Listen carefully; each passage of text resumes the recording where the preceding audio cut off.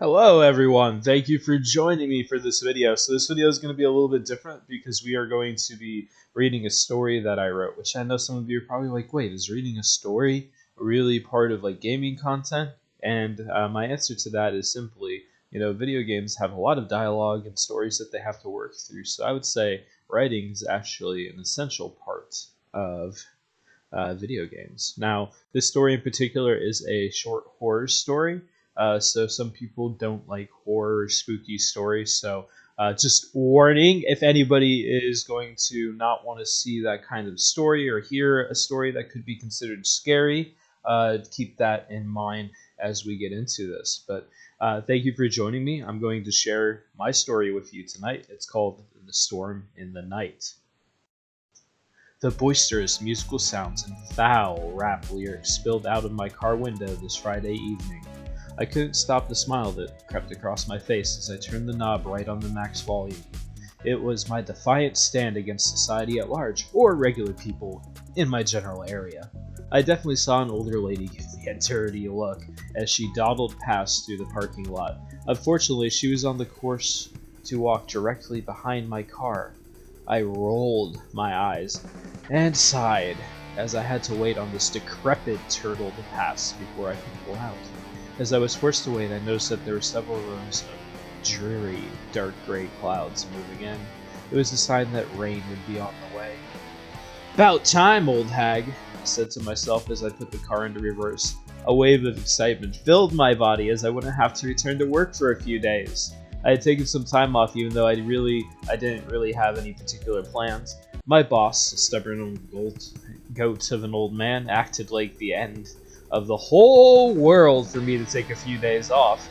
But how hard would it be to get someone to cover flipping burgers in a stagnant fast food joint like that? Chris was one of the other regular burger flippers, but had to call out unexpectedly the past few days due to some high fever and sore throat. Being guilt-tripped was so annoying, especially because he made me follow the staff procedure about leave allocation requests for non-paid time off. He was the manager, so it was his problem to deal with now and not mine. I hoped he'd get stuck working until close each and every night this weekend. The problems related to work faded away, like the burger place parking lot as my car sputtered down the road. The light in front of me switched to yellow while I neared the upcoming intersection. I contemplated stepping on the brake and stopping for it, but I felt that I could probably make it through the light before it changed to red. After all, I had seen plenty of people run through a light so they didn't have to stop. I was just being like everyone else, and I hadn't noticed any lazy speed trap police nearby to tell me otherwise. Whatever, I got it. My right foot pressed down hard on the black accelerator paddle, and my rusty clunker shot through the intersection. I was feeling like I had just beat one of those super difficult levels in a racing video game until I heard the unmistakable and pretentious high-pitched beep of a blue Mini Cooper in the intersection behind me. At least it wasn't a good-for-nothing cop, though. Jerk! I shot out the window to no one really as the Mini Cooper had gone a different direction. Probably some high schooler from a wealthy family that got everything handed to them.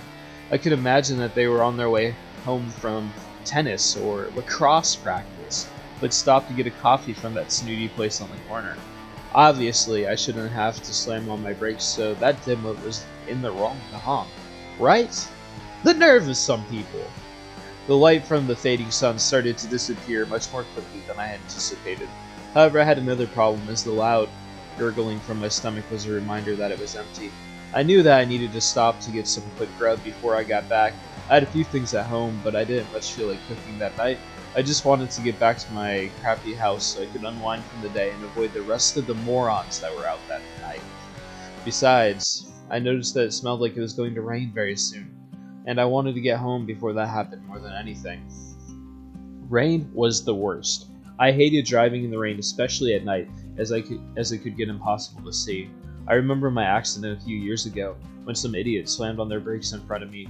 The police said that it had been my fault because I had been the one that rear-ended the minivan, but those police always play favorites with families and take it out on younger people like me. The cop chewed me out about driving safely, but the idiot knew that it was my first ever accident. The worst part was that the fat balding father said something jumped out in front of him, which is why he had to brake so fast. but none of us saw or found a trace of anything in or by the road.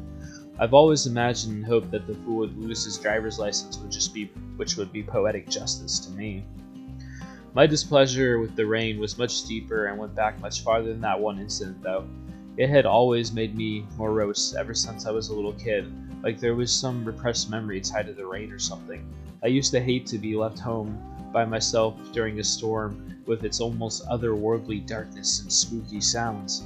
I even called my mom when she was working a late shift once because I was convinced that a monster was outside trying to get me. I pleaded for her to come home so I didn't have to be alone anymore. I loathed the fact that I was such a baby back then, and I believed in things like monsters. I knew that there was nothing in the rain that could hurt me except for maybe a lightning bolt. That was an unlikely event to say the least. Only idiots standing in the middle of a deserted field struck by lightning. I didn't have much time to find a place to stop for food.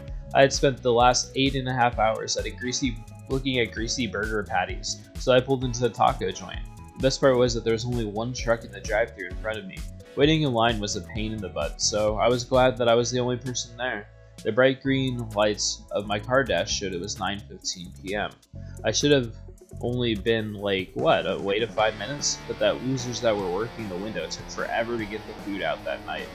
Did it really take 17 minutes for 3 spicy chicken taco combo? Heck, I could have made it faster myself. After what felt like ages, the truck in front of me finally pulled away. I rolled down my window as my car lurched forward. With the window down, I felt the billowing wind against my face, and it caused my hair to whip and flutter in all different directions. I handed over my cherry red debit card for payment and placed the brown paper bag of food on the passenger seat beside me. About time. The wait time, and you guys are really terrible. I sincerely hope someone gets fired for this pitiful service. I purposely waited until I had my debit card and food before I told them off. No way that they could mess with the food now since it was already in my car. Before she could reply, I pulled the car away, but I noticed the woman pointing her finger at me and mumbling something through my mirror. She was probably calling me some sort of profanity. I laughed out loud. I probably deserved it, but I didn't care about her feelings. She could get over as far as I was concerned, or better yet, be replaced with someone more efficient at their job. After another few minutes of driving, I was parking my car along the dimly lit street in front of my gray house with navy blue trim. I sighed as I saw that the grass had already gotten rather tall, and I needed to mow it before the neighbors started to complain. But when I did get around to mowing, they would say that I mowed too early or too late in the day, and that the noise had bothered them. They didn't care that I had a job that forced me to be gone from 8 to 6 most days of the week. Those thoughts made me angry enough as I stormed across the windy street to my mailbox. I grabbed and looked over the envelopes that I had received. It was just another couple of bills and 3 pieces of junk mail. Figures, I said as I slammed the metal door on the mailbox close. Then, as if to taunt me, Mother Nature decided that I wouldn't escape the rain completely as a couple drops pelted me on the head. The raindrops felt abnormally cold for this time of year, so I rushed back to my car to get the food and then up to my navy blue front door as the downpour began. The door opened with a squeak as one of the hinges needed a little oil. I kicked off my shoes and winged the mail onto the coffee table. I plopped myself down on the couch as I was eager to get some food into my stomach, but I just needed to find something to watch while I ate. The streaming service that I used had been letting me down lately. It had absolutely abysmal movies and shows. Most of them were low-budget things with terrible acting and special effects. However, there was a new zombie movie called City of the Lost that caught my eye when compared to everything else. I clicked play on the movie and opened the slightly damp paper bag to pull out my food. The first bite into the chicken taco was surprisingly good as the blend of spices and heat complemented the taco fixings really well. At least someone at the dumpster fire of a taco shack could cook. The annoyances from earlier were becoming a thing of the past with each passing moment. It was perfect except for the constant distraction of the rain dancing on the roof and slamming into the window by the front door. I turned the volume on the movie up as I got to an exciting escape sequence. Escaping from a zombie horde was definitely overplayed these days, but their rendition of it was rather enjoyable to see. The movie was definitely the most entertaining thing that I had seen in a while. The special effects were realistic and the acting was satisfactory, which was a rarity for these low-budget straight-to-streaming movies. I found myself wishing that I could just blast through all the annoyances from the day like the survivors did to the zombies in the movie. There were no annoying grandmas, pretentious teenagers, or incompetent fast food workers in this world. Honestly, it felt like half the people that I interacted with today didn't have a brain. The movie reached its conclusion, but unfortunately the storm was still raging outside my little bubble. Somewhere deep inside I had wished that it would be over before the movie concluded. As I laid on the futon, sweat trickled down my forehead from the heat made by the lights and my laptop running. Plus, my garage sale quality window air conditioner didn't work these days. I figured that I could crack my bedroom window to get a little of that cold airflow outside before bed. I walked from the living room down a hallway past the kitchen and bathroom to my tiny bedroom. I pushed the window up so there was about an inch of space for the cold air to come in. I lingered a moment to make sure that not too much rainwater would enter through the gap. Afterward, I went to the bathroom to brush my teeth for the evening. I absentmindedly stared at myself in the mirror as I brushed my teeth. Slender and sharp face stared back at me in the mirror. My dark, glossy hair had become a mess from the strong winds, and it looked as if I had just woken up from sleep. The thing that I hated most about myself was that I looked so worn out. I had those ugly, dark bags under both my eyes like a raccoon. As if I needed another reason to hate my dead-end job that barely kept a roof over my head. As I focused on my vibrant emerald eyes, I thought about how unfair it was that I hadn't had my big break yet. The feeling reminded me a lot of how I felt when I was in school. My grades were okay for the most part, but the teachers always hated me, so I didn't try very hard in their classes. The exception had been Miss Brooks, who saw the potential in me. At the end of 8th grade, she even decided to recommend me to take advanced English in high school. The first year of high school was worse because of a teacher named Mr. White, who was the teacher that taught advanced English. He was a stuffy older man who always wore a white collar shirt and black tie to each and every day. I hated him because he would always favor the pretty girls in class and just gave me bad marks on all my work. He would look down his long pointed nose with judgmental eyes at me while I was forced to read out loud for the class. At that very moment, I made the wish that he would get fired from his job and end up on the street without a dime to his name. I angrily spit into the sink as if to vent my frustrations over high school advanced English, Mr. White, and the rest of the day. But right after I spit in the sink, there was a deafening boom of thunder. The lights flickered for a second, and then the whole house went dark and deadly silent as everything turned off. The bathroom had 0 windows to the outside, so I had to blindly feel around for the doorknob. I cautiously walked to the bedroom and made my way over to the dresser. I always put my phone, wallet, keys there so that I would never be one of those imbeciles that forgot something. I picked up the phone and punched in the number for the electric company. "Thank you for calling. We care deeply about your call. Please wait a moment while we see if there are any outages in your area." There was a brief pause while some elevator music played in the background. While I waited for the message to continue, I decided to sit down on the edge of my cozy bed. "We would like to inform you that an outage has been detected in your area. We do not currently have an estimated time for repair. Please check back later for updates. We will do our best to have you powered restored as fast as possible." That was the end of the pre-recorded message from the electric company. But at least they knew the power was out. My phone screen was very dim, as it had to switch to energy saving mode and displayed 2% in the top right corner of the phone screen. It turned out I had used it too much of the battery to listen to music at work and during the car ride home. So much for using it as a flashlight. In the darkness and unusual quiet, I heard a slow and eerie creaking sound from off in the distance. The realization finally set in that it was my front door being opened ever so slowly. Had I left it unlocked when I came in? I was paranoid about making sure that I locked things, but I had been in such a hurry earlier. I locked the bedroom door and then dashed across the room in the darkness to an end table beside the bed. I felt around in the drawer blindly for a pocket knife that I kept there. It was only a pocket knife, but it made me feel safer in the moment. I carefully opened the blade and looked down at it in the darkness. I needed to think of a plan. I could call the police, but I thought about how embarrassed I would be if they showed up to an empty house. If it was a burglar, they'd probably run away since I had a weapon in my hand. No reason to force an encounter with an angry occupant, or so I thought anyway. I had finally made up my mind and found my resolve to take matters into my own hands. I proceeded out the bedroom door, but made sure to shut it behind me. My eyes were starting to adjust to the dark, so I could see a little bit better now than I did before when the power first went out. The living room was down the hall and to the right. I would just make sure that the bathroom and kitchen were both empty on the way to the front door. just in case someone had broken into my house during the blackout. I tried to listen for anyone moving around inside, but the wind and rain played tricks with my mind and ears. Of course this had to happen during a storm in the night. I could feel a tenseness in my whole body that reminded me of those times when my mom had to work late when I was a kid. The hairs on my arms were standing up due to the feeling that someone or something was out there to get me. It was like I couldn't control the feeling of uneasiness, even though I was 25 years old now. I knew that I shouldn't feel so worked up over something like this. My brain assured me that it was probably just the wind, or even some small wild animal or lost wayward pet that had gotten in to escape the rain. My rational mind told me that monsters were not real, and they were just figments of my imagination. Regardless of my feelings, I had arrived at the first room, which is the bedroom. I confidently pushed open the door like I had something to prove and peered inside at the familiar space beyond the doorway. It was dark, but it was just as I had left it a few minutes earlier.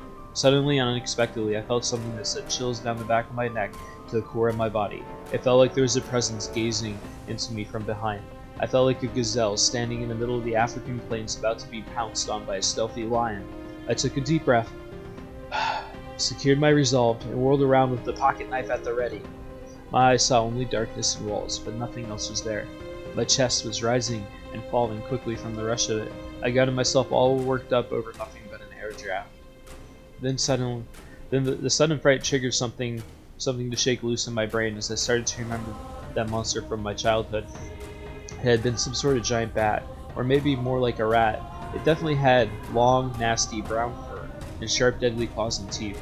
The first time that I saw it had been in my front yard of my house, and that was the night that I called my mom to come and save me. My mom didn't really believe me about the monster, of course.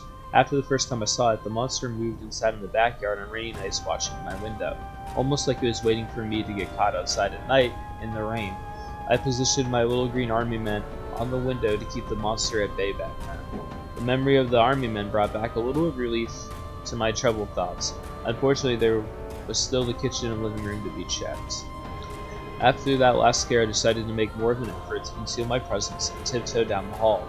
The kitchen was a large square room with yellow walls and large windows above the sink between the hanging cabinets. A small square table sat in the middle, 2 black folding chairs pushed under it. The large windows made everything more eerie as the lightning strikes from the thunderstorm would light up the room briefly before fading to black. The good news was that there wasn't anything in this room either, other than the dancing shadows from the lightning flashes. I just had to check the living room and front door now. I felt much more confident, but I still kept my pocket knife out in front of me. The climax to my fear was just a few steps away as I left the kitchen.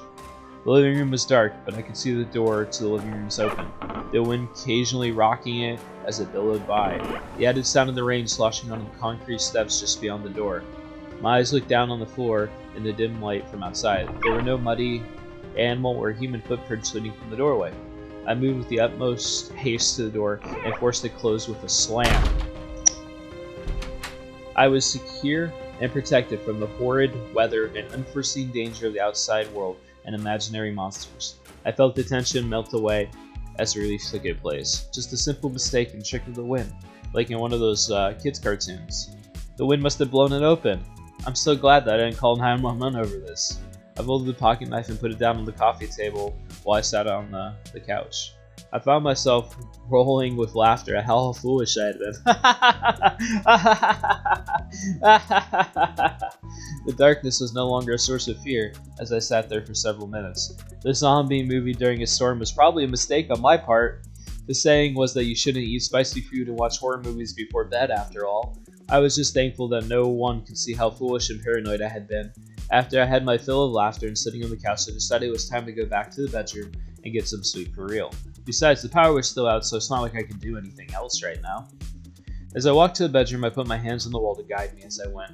The hallway was much darker, as there were no windows unlike the living room and kitchen. I made a mental note for the future that I would need to get a flashlight instead of relying on my cell phone. I opened the door to my bedroom and walked inside towards the wooden dresser with my phone. I picked up the phone to see how much battery it still had left. Maybe I could get lucky and call the power company to see if they had an update. Somehow I accidentally opened the camera app on my phone while trying to type in my PIN number. It was too dark to see anything in the camera until a flash of lightning. In that brief flash of light, I made out 2 distinct observations. There was a silhouette of wet figure looming directly behind me and the window was wide open. I had left it ajar when I went out to the other part of the house.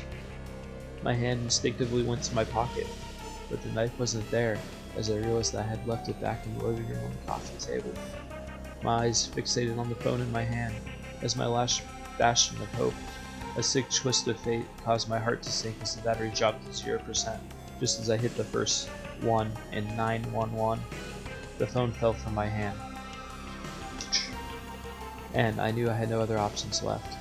I slowly and hesitantly turned to face the unknown intruder that stood behind me in my bedroom.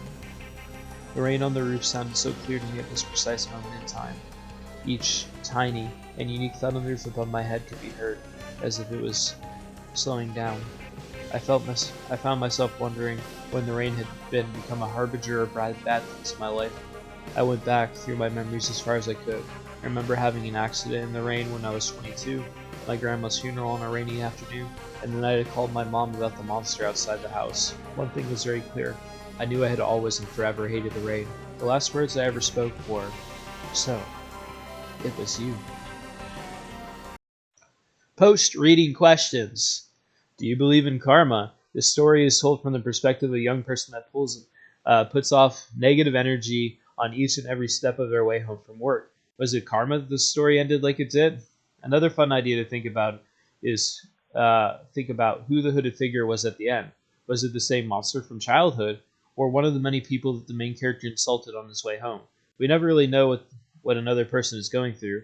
It is possible that the main character pushed some person over the breaking point. What is really scary? Darkness, monsters, thunderstorms, or the unknown. The story featured many things that scared people. What is it about these things that really scare us?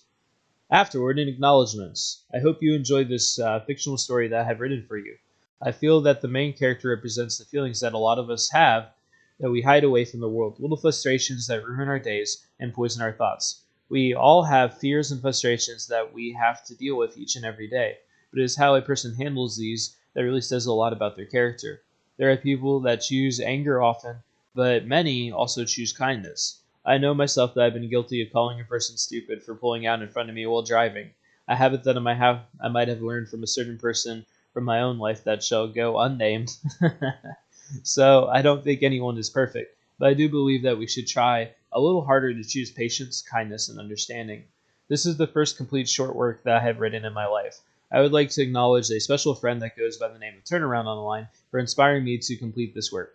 Online friends aren't lesser friends, and I'm glad that I've known him for as many years as I have. Thank you, buddy. G-Money 2021. Thank you guys for watching this video. Thank you for listening to my story, and I hope you enjoyed it. I do like writing, and I may be publishing another story if you guys like this kind of content in the future. So if there's any, if you like and subscribe, that's a clear sign to me that you guys want to see more of this kind of stuff. So I hope you enjoyed it. Have a great rest of your day. Bye, everybody.